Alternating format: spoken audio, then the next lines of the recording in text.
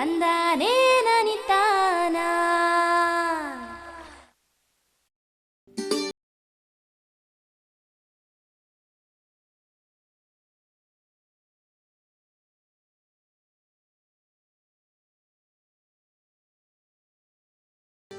ರೇಷ್ಮೆ ಕೃಷಿ ವರ್ಷಕ್ಕೆ ಸುಮಾರು 8 ರಿಂದ 10 ಬೆಳೆ ಬೆಳೆಯುವ ಲಾಭದಾಯಕ ಬೆಳೆಯಾಗಿದೆ. ಆದರೆ ರೇಷ್ಮೆ ವ್ಯವಸಾಯದಲ್ಲಿ ಹುಳು ಸಾಕಣೆ ಮನೆ, ಔಷಧೋಪಚಾರ, ಸೋಂಕು ನಿವಾರಣೆ ಹೀಗೆ ಸಾಕಷ್ಟು ಖರ್ಚು ಮಾಡಬೇಕಾಗುತ್ತದೆ. ಸಣ್ಣ ಮತ್ತು ಅತಿ ಸಣ್ಣ ರೈತರು ರೇಷ್ಮೆ ವ್ಯವಸಾಯ ಮಾಡಲು ಅನುಕೂಲವಾಗುವಂತೆ ಕಡಿಮೆ ವೆಚ್ಚದ ರೇಷ್ಮೆ ಹುಳು ಸಾಕಾಣಿಕಾ ಮನೆಯನ್ನು ನಿರ್ಮಿಸಬಹುದಾಗಿದೆ. ಅಲ್ಲದೆ ಇಲಾಖೆ ಇದಕ್ಕಾಗಿ ಸಹಾಯಧನವನ್ನು ನೀಡುತ್ತಿದೆ. ರೇಷ್ಮೆ ಕೃಷಿ ಕೈಗೊಳ್ಳಬೇಕಾದ್ರೆ ರೈತರಿಗೆ ಒಂದು ಹುಳು ಸಾಕಾಣಿಕೆ ಮಾಡುವಾಗ ಒಂದು ಹುಳು ಸಾಕಾಣಿಕೆ ಮನೆ ನಿರ್ಮಾಣ ಮಾಡೋದು ಬಹಳ ಮುಖ್ಯ. ಅದಕ್ಕೆ ರೈತರಿಗೆ ಹೆಚ್ಚಿನ ಖರ್ಚು ಬರ್ತದೆ. ಮತ್ತು ಸಣ್ಣ ಮತ್ತು ಅತಿ ಸಣ್ಣ SC/ST ರೈತರು 1 ಎಕರೆ ಪ್ರದೇಶದಲ್ಲಿ ರೇಷ್ಮೆ ವ್ಯವಸಾಯ ಮಾಡಬೇಕಾದ್ರೆ ಕನಿಷ್ಠ ಒಂದು 20-30 ಅಳತೆಯ ಮನೆ ಕಟ್ಟಬೇಕಾಗತಿ. ಅದನ್ನು ನಾವು ಪಕ್ಕಾ ಮನೆ ಕಟ್ಟಕ್ಕೆ ಹೋದ್ರೆ ಈಗ ಸುಮಾರು 2.5-3 ಲಕ್ಷ ಖರ್ಚು ಬರ್ತದೆ. ಆದರೆ ಈಗ ನಾವು ಒಂದು ಟೆಂಪ್ರರಿ ಶೆಡ್ ಅಂತ ಹೇಳ್ತಾ ಇದ್ದೀವಿ, ಅಥವಾ ಕಡಿಮೆ ವೆಚ್ಚದ ಹುಳು ಸಾಕಾಣಿಕೆ ಮನೆ. ಇಲ್ಲಿ ನಾವು ಮೇಲ್ಗಡೆ ಮಾತ್ರ ಜಿಂಕ್ ಸೀಟ್ ಹಾಕಿರ್ತಾರೆ, ಪಕ್ಕಕ್ಕೆ ಈ ಒಂದು ಬಿದಿರಿನ ಚಾಪೆಯನ್ನು ಅಥವಾ ಈ ಸೇಡ್ ನೆಟ್ ಅಂತ ಬರ್ತಾ ಇದೆ, ಇದರಲ್ಲಿ ಹಾರ್ಟಿಕಲ್ಚರ್ದಲ್ಲಿ ಉಪಯೋಗ ಮಾಡ್ತಾ ಇದ್ರಲ್ಲ, ಆ ಸೇಡ್ ನೆಟ್ಗಳನ್ನ ಉಪಯೋಗ ಮಾಡಿಕೊಂಡು ಒಂದು 50,000-60 ಸಾವಿರದಲ್ಲಿ ಖರ್ಚಿನಲ್ಲಿ ಅವರೊಂದು ಶೆಡ್ ತಯಾರು ಮಾಡ್ತಾರೆ. ಅದನ್ನು ನಾವು ಈಗ ಹೆಚ್ಚಿನ ರೈತರು ಮಾಡಿದ್ದಾರೆ. ಈಗ ನಮ್ಮ ಬಾಗಲಕೋಟೆ ಜಿಲ್ಲೆಯಲ್ಲಿ ಈ ಕಡಿಮೆ ವೆಚ್ಚದ ಶೆಡ್ ಸುಮಾರು ರೈತರು ಇದೇ ರೀತಿಯಾಗಿ ಈ ಕಡೆ ಮಹಾಲಿಂಗಪುರ ಭಾಗ, ಕಮತಗಿ ಭಾಗದಲ್ಲಿ, ಆಮೇಲೆ ತುಂಗಳ ಭಾಗದಲ್ಲಿ ಈ ಕಡಿಮೆ ವೆಚ್ಚದ ಶೆಡ್ನಲ್ಲಿನ ಸಹ ಉತ್ತಮ ರೀತಿಯಾಗಿ ಹೆಚ್ಚಿನ ಇಳುವರಿಯನ್ನು ಆದಾಯ ಪಡಿತಾ ಇದ್ದಾರೆ. ಆದ್ದರಿಂದ ನಾವು ರೈತರಿಗೆ ಈ ಒಂದು ಸರ್ಕಾರದಿಂದ ಕಳೆದ ವರ್ಷದಿಂದ ಸಣ್ಣ ಪ್ರಮಾಣದ ಅಂದರೆ 1 ಎಕರೆ ರೇಷ್ಮೆ ವ್ಯವಸಾಯ ಮಾಡಿ 20-30 ಅಳತೆ ಒಂದು ಕಡಿಮೆ ವೆಚ್ಚದ ಶೆಡ್ಡನ್ನು ನಿರ್ಮಾಣ ಮಾಡಿದರೆ ಅವರಿಗೆ 10,000 ರೂಪಾಯಿ ಪ್ರೋತ್ಸಾಹನ ಕೊಡ್ತಾಯಿದ್ದೀವಿ.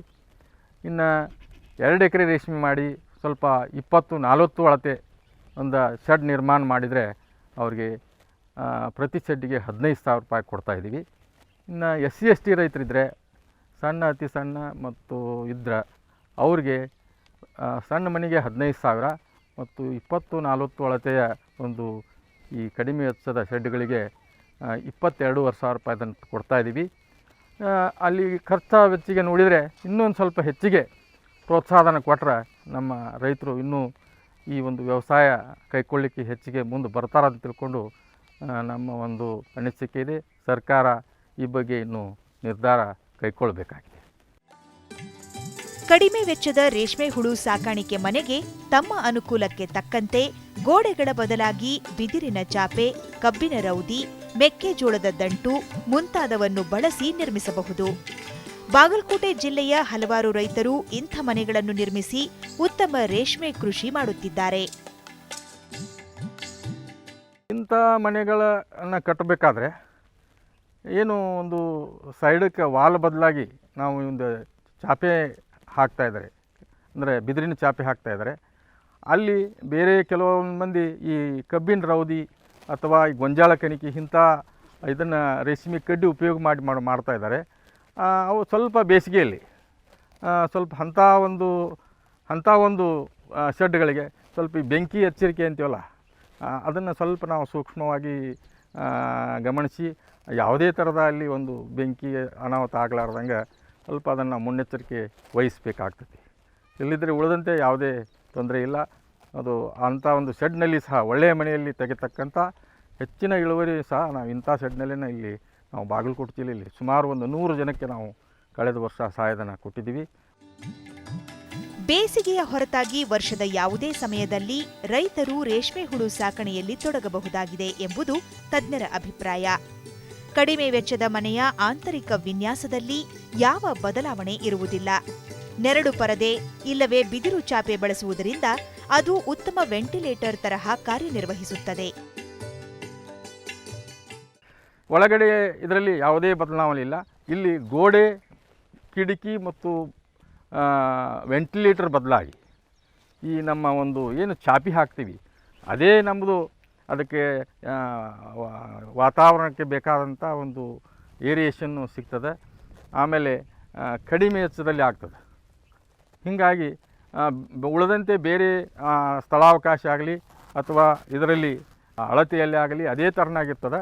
ಓನ್ಲಿ ಇದು ಮಾತ್ರ ಕಟ್ಟಡ ಹೆಚ್ಚಿನ ಖರ್ಚು ಕಡಿಮೆ ಮಾಡೋ ಸಂಬಂಧ ನಾವು ಪಕ್ಕಕ್ಕೆ ಈ ಸೇಡ್ ನಟ್ಟು ಅಥವಾ ನಮ್ಮ ಚಾಪೆಯನ್ನು ಉಪಯೋಗಿಸ್ಕೊಂಡು ರೈತರು ಮಾಡ್ತಾಯಿದ್ದಾರೆ. ಇದರಿಂದ ಒಳ್ಳೆ ಅನುಕೂಲ ಆಗಿದೆ ರೈತರಿಗೆ. ವರ್ಷದ ಎಲ್ಲ ಕಾಲದಲ್ಲಿ ಮಾಡ್ಬೋದು. ಬೇಸಿಗೆಯಲ್ಲಿ ಮಾತ್ರ ಸ್ವಲ್ಪ ಈ ಭಾಗದಲ್ಲಿ ಹೆಚ್ಚಿನ ಉಷ್ಣಾಂಶ ಇರೋದ್ರಿಂದ ಆ ತಗಡಿನ ಮೇಲುಗಡೆ ನಮಗೆ ಈ ಕಬ್ಬಿಣ ರೌದಿ ಅಥವಾ ತೆಂಗಿನ ಗರಿಗಳನ್ನು ಹಾಕಿ ಅಥವಾ ಈಗ ಹೊಸದಾಗಿ ನಾವು ಶೆಡ್ ನೆಟ್ಟು ಹಾಕ್ತಾಯಿದ್ದೀವಿ. ಶೆಡ್ ನೆಟ್ ಹಾಕೋದ್ರಿಂದ ಒಂದು 2 ಡಿಗ್ರಿ ಸೆಂಟಿಗ್ರೇಡ್ ಟೆಂಪ್ರೇಚರ್ ಕಡಿಮೆ ಆಗ್ತಾಯಿದೆ. ಅಂಥ ಸಂದರ್ಭದಲ್ಲಿ ಕೆಲವು ರೈತರು ಪ್ರಯತ್ನ ಮಾಡಿ ಈ ಒಂದು ಹುಳು ಸಾಕಾಣಿಕೆ ಮಾಡ್ತಾಯಿದ್ದಾರೆ.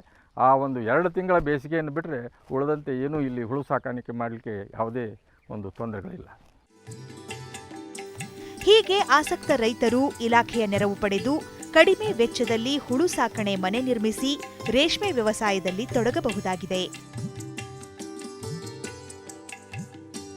ಸಣ್ಣ ಮತ್ತು ಅತಿ ಸಣ್ಣ ರೈತರು ಮತ್ತು ಯಾರು SC ST ರೈತರು ಇರಲಿ, ಈ ಪ್ರಾರಂಭಿಕವಾಗಿ ಏನು ನಮ್ಮ ಒಂದು ರೇಷ್ಮೆ ಪ್ರಾರಂಭ ಮಾಡ್ತಾರೆ, ಒಂದು 2-3 ವರ್ಷ ಇಂಥ ಒಂದು ಶೆಡ್ಗಳಲ್ಲಿ ಮಾಡಿಕೊಂಡು ಅವರು ಆರ್ಥಿಕವಾಗಿ ಸಬಲರಾದ ಮೇಲೆ ಅವರು ಪಕ್ಕ ಮನೆ ಕಟ್ಕೊಂಡ್ರು ಇನ್ನೂ ಚೆನ್ನಾಗಿ ಮಾಡ್ಕೊಳ್ಬೋದು ಅಂತ ತಿಳ್ಕೊಂಡು ನಮ್ಮ ಒಂದು ಅಭಿಪ್ರಾಯ.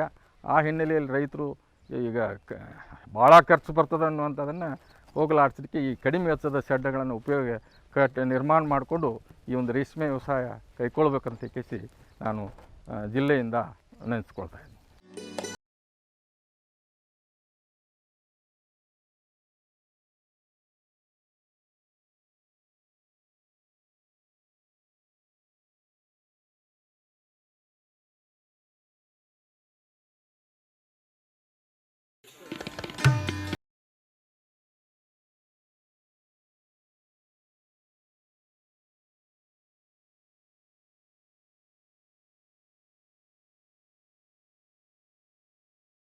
ರಾಜ್ಯದ ಒಂದು ಪ್ರಮುಖ ವಾಣಿಜ್ಯ ಬೆಳೆ. ರೈತರಿಗೆ ಸಾಕಷ್ಟು ಆದಾಯ ತಂದುಕೊಡುತ್ತಿರುವ ಅಡಿಕೆ ಬೆಳೆ ಒಂದು ಲಾಭದಾಯಕ ಬೆಳೆಯಾಗಿದೆ. ಸಾಮಾನ್ಯವಾಗಿ ಹೆಚ್ಚು ಮಳೆ ಬೀಳುವಂಥ ಪ್ರದೇಶಗಳಾದ ಮಲೆನಾಡು, ಕರಾವಳಿ ಭಾಗಗಳಲ್ಲಿ ಇದರ ಉತ್ಪಾದನೆ ಹೆಚ್ಚು. ಅಧಿಕವಾಗಿ ಮಳೆ ಬೀಳುವ, ಶೀತಗಾಳಿ ಹೆಚ್ಚಾಗಿ ಬೀಸುವ ಇಂತಹ ಪ್ರದೇಶಗಳಲ್ಲಿ ತೇವಾಂಶ ಅಧಿಕವಾಗಿದ್ದು ಕೀಟ ಹಾಗೂ ರೋಗಗಳ ಬಾಧೆ ಹೆಚ್ಚಾಗಿ ಕಂಡುಬರುತ್ತದೆ. ತೇವಾಂಶ ಹೆಚ್ಚಾದಾಗ ಕಂಡುಬರುವಂಥ ರೋಗಗಳಲ್ಲಿ ಕೊಳೆ ರೋಗ ಪ್ರಮುಖವಾದದ್ದು. ಪ್ರಸ್ತುತ ಕರಾವಳಿ ಹಾಗೂ ಮಲೆನಾಡಿನಲ್ಲಿ ಮಳೆ ಪ್ರಮಾಣ ಹೆಚ್ಚಾದ್ದರಿಂದ ಈ ಭಾಗದಲ್ಲಿ ಬೆಳೆದಂಥ ಅಡಿಕೆ ಬೆಳೆಗೆ ಕೊಳೆ ರೋಗ ಕಾಣಿಸಿಕೊಂಡಿದೆ. ಸರಿಸುಮಾರು 50% ಅಡಿಕೆ ಇಳುವರಿ ಈ ಪ್ರಸ್ತುತ ವರ್ಷದಲ್ಲಿ ಈ ಕೊಳೆ ರೋಗ ಬಾಧೆಯಿಂದ ನಷ್ಟವಾಗುವ ಸಂಭವ ಇದೆ. ಇದು ಒಂದು ಶಿಲೀಂಧ್ರದಿಂದ ಬರ್ತಕ್ಕಂಥ ರೋಗ. ಅದನ್ನು ವೈಜ್ಞಾನಿಕವಾಗಿ ನಾವು ಪೈಟಾಪ್ತರಾ ಮೇಡಿ ಅಂತಲೇ ಹೇಳ್ತಾ ಇದ್ದೇವೆ. ಇದು ಒಂದು ಬೂಸ್ಟು. ಸಾಮಾನ್ಯವಾಗಿ ಈ ಕಾಯಿಗಳ ಮೇಲೆ, ಎಳೆ ಕಾಯಿ ಆಗಿರ್ಬೋದು ಅಥವಾ ಬಲಿತ ಕಾಯಿಗಳಾಗಿರ್ಬೋದು, ಒಂದು ನೀರಿನ ಅಂಶ ಶೇಖರಣೆ ಆದಾಗ ಸತತವಾಗಿ ಮಳೆ ಬಂದು ಅಲ್ಲಿ ಈ ರೋಗಾಣುಗಳು ಮೊಳಕೆ ಹೊಡೆದು ಈ ಕಾಯಿಗಳ ಮೇಲೆ ರೋಗ ಭರಿತ ಮಚ್ಚೆಗಳನ್ನು ಉಂಟು ಮಾಡುತ್ತೆ. ಅಂದರೆ ಆ ಹಸಿರು ಭಾಗ ಏನಾಗುತ್ತೋ ಅದು ಬೂದು ಬಣ್ಣಕ್ಕೆ ತಿರುಗಿ ಅಲ್ಲಿ ಶಿಲೀಂಧ್ರ ರೋಗಾಣುಗಳ ಆವರಿಸಿ ಆ ಕಾಯಿಯ ತೊಟ್ಟುಗಳು ಕೊಳೆತು ಉದುರುತ್ತವೆ. ಈ ರೀತಿ ಉದುರುವಿಕೆ ಸಾಮಾನ್ಯವಾಗಿ ಸತತವಾಗಿ ಮಳೆ ಬರ್ತಕ್ಕಂಥದ್ದು, ಶೀತಭರಿತ ಗಾಳಿ, ಶಕ್ತಿಯುತ ಮಳೆಯ ಹನಿಗಳು, ಅದರ ಜೊತೆಗೆ ಬಿಟ್ಟು ಮಳೆ ಬರ್ತಕ್ಕಂಥದ್ದು ಮತ್ತು ಬಿಸಿಲು ಬರ್ತಕ್ಕಂಥದ್ದು, ಈ ರೀತಿ ಇರತಕ್ಕಂಥ ಒಂದು ಸನ್ನಿವೇಶದಲ್ಲಿ ಇದು ಯಥೇಚ್ಛವಾಗಿ ರೋಗಾಣುಗಳನ್ನು ಉತ್ಪಾದನೆ ಮಾಡಿ ಇಡೀ ತೋಟದಲ್ಲಿ ಆ ರೋಗಾಣುಗಳ ಸಂಖ್ಯೆ ಅಭಿವೃದ್ಧಿಯಾಗಿ ಈ ಒಂದು ಸಮಸ್ಯೆ ಎದುರಾಗುತ್ತೆ. ಹೆಚ್ಚಿನ ಲಾಭದ ಉದ್ದೇಶವಿಟ್ಟುಕೊಂಡು ಕೆಲ ಬಾರಿ ಒಂದರಿಂದ ಮತ್ತೊಂದು ಗಿಡಕ್ಕೆ ಸೂಕ್ತ ಅಂತರವನ್ನು ನೀಡದೆ ಒತ್ತಾಗಿ ಗಿಡಗಳನ್ನು ನಾಟಿ ಮಾಡಲಾಗಿರುತ್ತದೆ. ಇಂತಹ ಪ್ರದೇಶದಲ್ಲಿ ತೇವಾಂಶ ಸಹಜವಾಗಿಯೇ ಹೆಚ್ಚಾಗಿ ಶಿಲೀಂಧ್ರಗಳು ಹೆಚ್ಚು ಹೆಚ್ಚಾಗಿ ಬೆಳೆಯಲು ಪ್ರಚೋದನಕಾರಿ ವಾತಾವರಣ ನಿರ್ಮಾಣವಾಗಿರುತ್ತದೆ. ಆದ್ದರಿಂದ ಸಸಿಗಳನ್ನು ನಾಟಿ ಮಾಡುವಾಗ ರೈತರು ತಪ್ಪದೆ ತಜ್ಞರು ಶಿಫಾರಸು ಮಾಡಿದಂಥ ಅಂತರವನ್ನು ಕಾಯ್ದುಕೊಳ್ಳುವತ್ತ ಗಮನ ಕೊಡಬೇಕು. ಸಾಮಾನ್ಯವಾಗಿ ತೋಟದಲ್ಲಿ ಹೆಚ್ಚಿನ ಸಂಖ್ಯೆಯ ಮರಗಳಿರ್ತಕ್ಕಂಥದ್ದು ನಮ್ಮ ಶಿಫಾರಸು ಪ್ರಮಾಣ ಸಾಮಾನ್ಯವಾಗಿ 550 ಗಿಡಗಳು ಪ್ರತಿ ಎಕರೆ ಪ್ರದೇಶಕ್ಕೆ 9 ದಾಯದಲ್ಲಿ ಮಾಡಬೇಕಾಗಿರುತ್ತೆ. ಆದರೆ ನಮ್ಮ ಮಲೆನಾಡು ಭಾಗದಲ್ಲಿ ಸುಮಾರು 1200ರಿಂದ 500ವರೆಗೂ 1 ಎಕರೆ ಪ್ರದೇಶದಲ್ಲಿ ಒತ್ತೊತ್ತಾಗಿ ಈ ಒಂದು ಅಡಿಕೆಯನ್ನು ನೆಟ್ಟಿರೋದ್ರಿಂದ ಆ ತೋಟದಲ್ಲಿ ಹೆಚ್ಚಿನ ತೇವಾಂಶ ಸತತವಾಗಿರುತ್ತೆ. ಆಮೇಲೆ ಅಂತರ ಬೆಳೆಗಳು ಅದ್ರ ಜೊತೆಗಿರ್ತವೆ. ಸಾಮಾನ್ಯವಾಗಿ ನಾವು ನೋಡಿದ ಹಾಗೆ 3ರಿಂದ 4 ಅಡಿವರೆಗೆ ಒಂದು ಮರ ಇರುತ್ತೆ. ಅಂದರೆ ಅದರ ಅಂತರ ಲೆಕ್ಕ ಹಾಕ್ಕೊಳ್ಳಿ. 9ರಿಂದ 9 ದಾಯ ಇರೋದರಲ್ಲಿ ಗಾಳಿ ಚೆನ್ನಾಗಿ ಆಡೋ ಒಂದು ಸಂದರ್ಭ ಇದ್ದಾಗ, ಅಂತರ ಬೆಳೆಗಳು ಕಡಿಮೆ ಇದ್ದಾಗ ಈ ಕೊಳೆ ಅಂಶ ಕಡಿಮೆ ಇರುತ್ತೆ. ಆದರೆ ಅಂತರ ಬೆಳೆಗಳು ಜಾಸ್ತಿ ಆಗಿ ಈ ಒತ್ತೊತ್ತಾಗಿ ಮರಗಳನ್ನು ನೆಟ್ಟಾಗ ಗಾಳಿ ಆಡದೆ ಅಲ್ಲಿ ವಾತಾವರಣದಲ್ಲಿ ತೇವಾಂಶ ಹೆಚ್ಚಾಗಿ ಅಧಿಕವಾಗಿ ಇರೋದ್ರಿಂದ, ಆಮೇಲೆ ಆ ಬಿಸಿಲು ಕಡಿಮೆ ಪ್ರಮಾಣದಲ್ಲಿ ಬೀಳೋ ಒಂದು ಸಂದರ್ಭ ಇರೋದ್ರಿಂದ ಈ ಕೊಳೆ ಜಾಸ್ತಿ ಆಗುತ್ತೆ. ಬೆಳೆಗಳಿಗೆ ರೋಗ ನಿರೋಧಕ ಶಕ್ತಿ ಸ್ವಾಭಾವಿಕವಾಗಿ ಬರಬೇಕಾದರೆ ನಾವು ಮಣ್ಣಿನ ಫಲವತ್ತತೆ ಕಡೆಗೆ ಗಮನ ಕೊಡಲೇಬೇಕಾಗುತ್ತದೆ. ಫಲವತ್ತತೆ ಸಮರ್ಪಕವಾಗಿದ್ದಲ್ಲಿ ಗಿಡಗಳು ಈ ಮಣ್ಣಿನ ಫಲವತ್ತತೆಯನ್ನು ಸೂಕ್ತ ರೀತಿಯಲ್ಲಿ ಬಳಸಿಕೊಂಡು ರೋಗ ನಿರೋಧಕ ಶಕ್ತಿ ಹೆಚ್ಚಿಸಿಕೊಳ್ಳಲು ಸಹಕಾರಿಯಾಗುತ್ತದೆ. ಈ ನಿಟ್ಟಿನಲ್ಲಿ ಮಣ್ಣು ಪರೀಕ್ಷೆ ಮಾಡಿಸಿ ಅಗತ್ಯವಿರುವಂಥ ಪೋಷಕಾಂಶಗಳನ್ನು ಮಣ್ಣಿಗೆ ಸೇರಿಸಬೇಕಾಗುತ್ತದೆ. ನಾವು ಮಲೆನಾಡು ಪ್ರದೇಶದಲ್ಲಿ ನೋಡಿದಾಗ 3 ಥರದ ವಯಸ್ಸಿನ ಮರಗಳನ್ನು ನಾವು ನೋಡ್ಬೋದು. ಎತ್ತರವಾಗಿರ್ತಕ್ಕಂಥ ಮರಗಳು, ಮಧ್ಯ ವಯಸ್ಸಿನ ಮರಗಳು ಮತ್ತು ಕಡಿಮೆ ಆಯಸ್ಸಿನ ಮರಗಳು. ಸಾಮಾನ್ಯವಾಗಿ ಅಂದರೆ ಕಡಿಮೆ ಆಯಸ್ಸಿನ ಮರಗಳಲ್ಲಿ ಈ ಕೊಳೆ ರೋಗ ಹೆಚ್ಚಾಗಿ ಬರ್ತಾ ಇರುತ್ತೆ. ವಯಸ್ಸಾದ ಮರಗಳಲ್ಲಿ ಕೊಳೆ ರೋಗ ಕಡಿಮೆ ಇರುತ್ತೆ. ಯಾಕಂದರೆ ಗಾಳಿ ಚೆನ್ನಾಗಿ ಆಡುತ್ತೆ, ಆ ಒಂದು ಕಾಯಿಗಳ ಮೇಲೆ ತೇವಾಂಶ ಕಡಿಮೆ ಇರುತ್ತೆ. ಹಾಗಾಗಿ ಈ ಸಮಸ್ಯೆ ಕಡಿಮೆ ಇರುತ್ತೆ. ಆಮೇಲೆ ತದನಂತರ ಅಂತರ ಬೆಳೆಗಳಲ್ಲದೆ ತೋಟದ ಸುತ್ತಲೂ ಕಾಡು ಮರಗಳು ಇರೋದ್ರಿಂದ ಅದು ಸಹ ತೋಟದಲ್ಲಿ ತೇವಾಂಶ ಹೆಚ್ಚಾಗಿ ಇರತಕ್ಕಂಥದ್ದು ನೋಡ್ತೇವೆ. ಬಸಿಗಾಲುವೆ ಇಲ್ಲದೆ ಇರೋ ಸಂದರ್ಭದಲ್ಲಿ, ಆಮೇಲೆ ಅನೇಕ ನಮ್ಮ ಅಡಿಕೆ ಕೃಷಿಕರು ಈ ತೋಟದಲ್ಲಿ ಉಳಿ ಮಣ್ಣು ಇರೋದರಿಂದ, ಮಳೆ ಹೆಚ್ಚಾಗಿ ಬರ್ತಿರೋದ್ರಿಂದ, ಸುಣ್ಣದ ಅಂಶವನ್ನು ಕಡಿಮೆ ಕೊಡೋದ್ರಿಂದ ಅಲ್ಲಿ ನಾವು ಕೊಟ್ಟಂಥ ಪೋಷಕಾಂಶಗಳು ಗಿಡ ತಗೊಳ್ಳೋದಿಲ್ಲ. ಇಂಥ ಸಂದರ್ಭದಲ್ಲಿ ಗಿಡ ನಿಶಕ್ತಿ ಆಗುತ್ತೆ. ನಿಶಕ್ತಿ ಆದಾಗ ಒಂದು ನಿರೋಧಕ ಶಕ್ತಿಯನ್ನು, ಈ ಕೊಳೆಗೆ ಏನು ಬೇಕೋ ಆ ನಿರೋಧಕ ಶಕ್ತಿಯನ್ನು ಕಳ್ಕೊಳ್ತಾ ಇದ್ದಾವೆ. ಅದಕ್ಕಾಗಿ ನಾವು ಮಣ್ಣು ಪರೀಕ್ಷೆ ಮಾಡಿಸಿ ಸಾಕಷ್ಟು ಕೃಷಿ ಸುಣ್ಣವನ್ನು ಮತ್ತು ಪೋಷಕಾಂಶಗಳನ್ನು ನಾವು ಒದಗಿಸೋದಲ್ಲಿ ಗಿಡಕ್ಕೆ ಶಕ್ತಿಯನ್ನು ತುಂಬುವುದು ಮತ್ತು ಈ ಕೊಳೆ ರೋಗಕ್ಕೆ ನಿರೋಧಕತೆಯನ್ನು ನಾವು ಒದಗಿಸೋದಕ್ಕೆ ಅವಕಾಶ ಆಗುತ್ತೆ. ನಾವು ಈ ಮಳೆಗಾಲಕ್ಕೆ ಮುಂಚಿತವಾಗಿ ಮಣ್ಣು ಪರೀಕ್ಷೆ ಆಧಾರದ ಮೇಲೆ ರಸಗೊಬ್ಬರಗಳನ್ನು ಮತ್ತು ಕೃಷಿ ಸುಣ್ಣವನ್ನು ಕೊಡಬೇಕು. ಕೃಷಿ ಸುಣ್ಣವನ್ನು ಕೊಡುವಾಗ ಅಂದರೆ ಮೇ 15ರ ಸಂದರ್ಭದಲ್ಲಿ ಕೊಡಬೇಕು. ಅಂದರೆ ನಾವು ಜೂನ್ ತಿಂಗಳಲ್ಲಿ ಏನಾದರೂ ಈ ರಾಸಾಯನಿಕ ಗೊಬ್ಬರಗಳ ಅಥವಾ ಈ ಕೊಟ್ಟಿಗೆ ಗೊಬ್ಬರ ಅಥವಾ ಏನು ಸಾವಯವ ಗೊಬ್ಬರಗಳನ್ನು ಕೊಡ್ತೀವಿ, ಅದಕ್ಕೆ 15 ದಿವಸಕ್ಕೆ ಮೊದಲೇ ಕೊಟ್ಟು ಮಣ್ಣನ್ನು ಹದ ಮಾಡ್ಕೊಳ್ಬೇಕು. ಈ ಮಣ್ಣನ್ನು ಹದ ಮಾಡೋದ್ರಿಂದ ಉದ್ದೇಶ ಅಂದರೆ ಉಳಿ ಮಣ್ಣಾದ್ದರಿಂದ ಕೃಷಿ ಸುಣ್ಣವನ್ನು ಕೊಡೋದರಿಂದ ಅದು ತಟಸ್ಥವಾಗಿ ನಾವು ಏನು ರಂಜಕವನ್ನು ಕೊಡ್ತೀವೋ ಅದು ಗಿಡಕ್ಕೆ ಸಿಗುತ್ತೆ. ಇಲ್ಲದೆ ಹೋದರೆ ಉಳಿ ಮಣ್ಣಲ್ಲಿ ರಂಜಕ ಬೇರೆ ರೂಪ ತಾಳಿ ಗಿಡಕ್ಕೆ ಸಿಗೋದಿಲ್ಲ. ಅದಕ್ಕೋಸ್ಕರ ನಾವು ಈ ಒಂದು ಮಣ್ಣು ಪರೀಕ್ಷೆ ಆದ ಮೇಲೆ ಕೃಷಿ ಸುಣ್ಣ ಮತ್ತು ಪೋಷಕಾಂಶಗಳನ್ನು ಒದಗಿಸೋದು ಅತಿ ಮುಖ್ಯವಾದ ಒಂದು ಅಂಶ. ಅದ್ರ ಜೊತೆಗೆ ತೋಟದಲ್ಲಿ ನೀರು ನಿಲ್ದಾಗೆ ನೋಡ್ಕೊಳ್ಬೇಕು, ಬಸಿಗಾಲು ವ್ಯವಸ್ಥೆಯನ್ನು ಮಾಡ್ಕೊಳ್ಬೇಕು. ಆಮೇಲೆ ಈ ಅಂತರ ಬೆಳೆಗಳಾಗಿರ್ತಕ್ಕಂಥ ಜಾಕಾಯಿ, ಲವಂಗ ಮತ್ತು ಈ ಒಂದು ಕೋಕೋ, ಇದರ ಹೆಚ್ಚುವರಿ ರೆಂಬೆಗಳನ್ನು ನಾವು ಕತ್ತರಿಸಿ ತೆಗಿಬೇಕು. ಗಾಳಿ ಸುಲಭವಾಗಿ ಆಡಬೇಕು. ಜೊತೆಗೆ ಈ ತೋಟದ ಸುತ್ತಲೂ ಇರತಕ್ಕಂಥ ಕಾಡು ಮರಗಳ ಹೆಚ್ಚುವರಿ ರೆಂಬೆಗಳನ್ನು ಅವನ್ನು ಸವರಿ ತೆಗಿಬೇಕು. ಈ ತೆಗೆಯೋದ್ರಿಂದ ಗಾಳಿ ಚೆನ್ನಾಗಿ ಅಲ್ಲಿ ಆಡೋ ಒಂದು ಸಂದರ್ಭ ಇರುತ್ತೆ.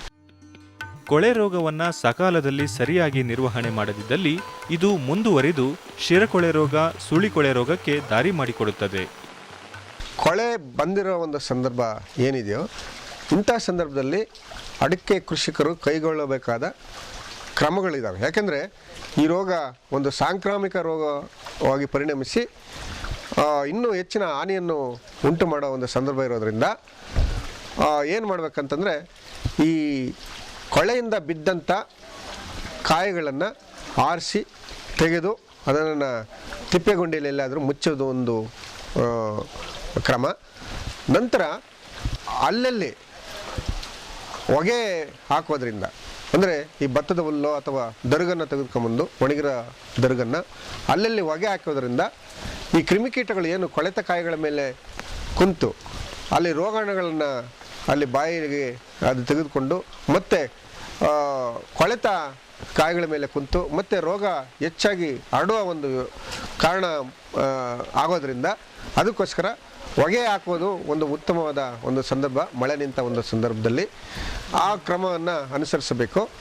ಅಂದರೆ ಇನ್ನೊಂದು ಅಂಶ ಅಂದರೆ ಬುಡಭಾಗಕ್ಕೆ ಈ ಬೋಡ ದ್ರಾವಣದ ಒಂದು ಪ್ರತಿ ಬುಡಕ್ಕೆ ಒಂದು 5 ಲೀಟ್ರ್ನಷ್ಟು ಔಷಧಿಯನ್ನು ಆ ಭಾಗದಲ್ಲಿ ನೆನೆಸಬೇಕು. ಅಂದರೆ ಸ್ವಲ್ಪ ಈಗ ನೀರಿನ ಅಂಶ ಬುಡದಲ್ಲಿ ಇರೋದರಿಂದ ಒಂದು 2 ಲೀಟ್ರ್ ಹಾಕಿದ್ರೂ ಸಾಕಾಗುತ್ತೆ.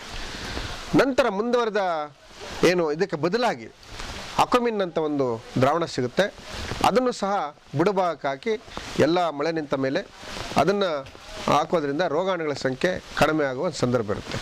ಸಾಮಾನ್ಯವಾಗಿ ಚಳಿಗಾಲದ ನಂತರ ಏನಾಗುತ್ತೆ ಅಂದರೆ ಈ ಅಡಿಕೆ ಹಾಳೆಗಳು ಆ ಒಂದು ಭಾಗಗಳು ಈ ರೋಗಾಣುಗಳು ಅಲ್ಲಿ ಸೇರಿ ಆ ಅಡಿಕೆ ಹಾಳೆಗಳನ್ನು ಕೊಳೆಸುತ್ತೆ. ಅಂದರೆ ಕಾಂಡಕ್ಕೆ ಅಂಟಿಕೊಂಡಿರತಕ್ಕಂಥ ಹಾಳೆಗಳನ್ನು ಕೊಳೆಸಿ ನಮಗೆ ಶಿರ ಕೊಳೆ ರೋಗ ಒಂದು ಬರೋ ಒಂದು ಸಂದರ್ಭ ಇರುತ್ತೆ.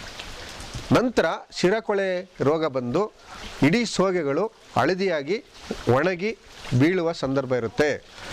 ನಂತರ ಸುಳಿಕೊಳೆನೂ ಬರುವ ಸಂದರ್ಭ ಇರುತ್ತೆ. ಅಂದರೆ ಅಕ್ಟೋಬರ್ ತಿಂಗಳಿಂದ ಫೆಬ್ರವರಿ ತಿಂಗಳವರೆಗೂ ಈ ಸುಳಿಕೊಳೆ ಮತ್ತು ಶಿರಕೊಳೆ ರೋಗಗಳು ಬರುವ ಸಂದರ್ಭ ಇರುತ್ತೆ.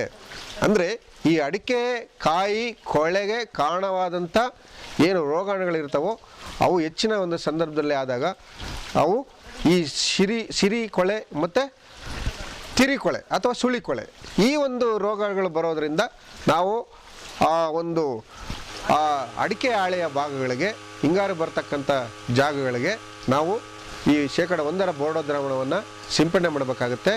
ಅಥವಾ ಅದಕ್ಕೆ ಬದಲಾಗಿ ಈ ಒಂದು ಪೊಟ್ಯಾಷಿಯಂ ಫಾಸ್ಫೋನೇಟ್ ಔಷಧಿಯನ್ನು ನಾವು ಸಿಂಪಡಣೆ ಮಾಡಿದ್ರೆ ಈ ರೋಗಾಣುಗಳ ಸಂಖ್ಯೆಯನ್ನು ಕಡಿಮೆ ಮಾಡಿ ಅಡಿಕೆ ಮರಗಳು ಸಾಯುವುದನ್ನು ಕಡಿಮೆ ಮಾಡುವ ಅನುಕೂಲ ಆಗುವುದೆಂದು ಈ ಸಂದರ್ಭದಲ್ಲಿ ಹೇಳಲಿಕ್ಕೆ ಇಚ್ಛೆಪಡ್ತೇನೆ. ಬೆಳೆಯಲ್ಲಿ ರೋಗಗಳು ಕಾಣಿಸಿಕೊಂಡಾಗ ರೈತರು ಧೃತಿಗೆಡದೆ ತಜ್ಞರ ಸಲಹೆಯಂತೆ ಅಗತ್ಯ ಕ್ರಮಗಳನ್ನು ಸಕಾಲದಲ್ಲಿ ಕೈಗೊಂಡರೆ ರೋಗಗಳನ್ನು ಯಶಸ್ವಿಯಾಗಿ ನಿಯಂತ್ರಿಸಿಕೊಳ್ಳಬಹುದು.